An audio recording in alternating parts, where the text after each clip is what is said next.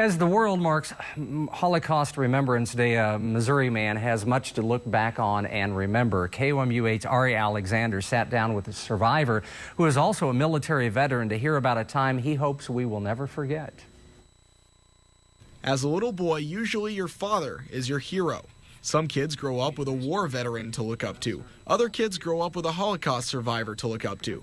Steve Goldsmith has everyone beat. His dad, Guenter Goldsmith, is both. Just like any other dad, he was your hero, he was your role model, he was in the army, he was bigger than life. Guenter Goldsmith was born a Jew in Germany in 1925, and he was just like any other little German kid. I made friends with all the boys in the class and played games after school and everything else together. But once Hitler took power, his friends turned on him. All of my former boyfriends had to join the Hitler Youth Corps. So naturally, they could no longer have anything to do with me anymore. This young Jew even envied his friends' participation in the Hitler Youth. The biggest thing was every Saturday, they would march through town in their new uniforms and singing their new songs. And every Saturday, I watched them go by, and I desperately wishing I could be part of that. And one happy event Guenter looked forward to as a kid was not meant to be. 1938. I was supposed to have a bar mitzvah in November, and on November 9th, things changed drastically. Kristallnacht was November 9th. A few members of the Nazi Party first went to our stores owned by Jews, smashed in their big display windows, and ransacked the stores. Eventually, they would march to our synagogue, our house of worship. First, they ransacked it, and then eventually they set it on fire. So on the day before Guenter was supposed to become a man in his faith, he had to grow up very quickly. The next day they arrested my father. Never saw him again.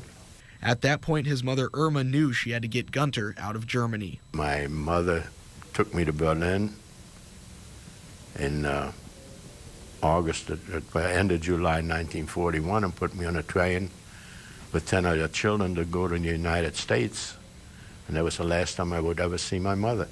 Although he escaped the Holocaust, he still missed his mother. I also always sort of wished that my mother could be there. Despite missing his mother, Guenter loved his new country. The minute I stepped on American soil, I was an American. I was not a German anymore.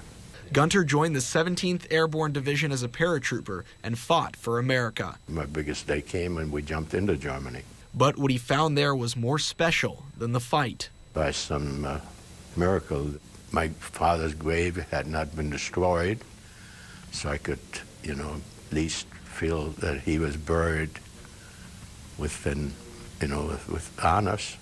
He found out his mother had died at Troplinka. His grandparents and 2 of his cousins had died in concentration camps too. But my own family was gone.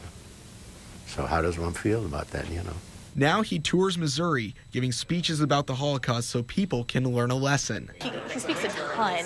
I know that last week he had 4 different speaking engagements, and this week I think he has 2 or 3, so he really makes his rounds around Missouri. At the end of my talk, I always say the same thing.